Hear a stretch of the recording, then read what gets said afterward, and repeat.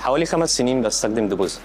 ديبوزل بيساعدنا ان احنا بنقدر نعرف الاسعار اللي موجوده في الماركت، بيساعدنا برضو ان احنا لما بننزل الاعلانات بنبيع العربيات عندنا بشكل اسرع شويه، زائد ان احنا بننزل كذا اعلان في وقت واحد، فبيساعدنا اسرع ان احنا نبيع العربيات بنسبه اسرع شويه.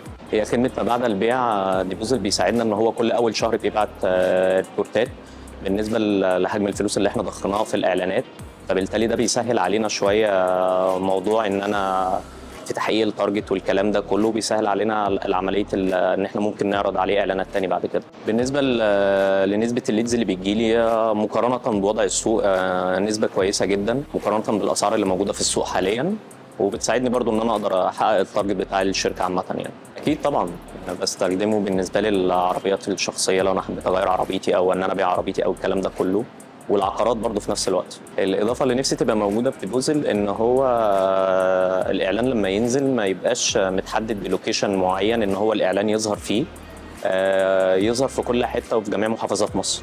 طبعا ارشحها لكل الشركات اللي انا اعرفها او اللي انا بتعامل معاها.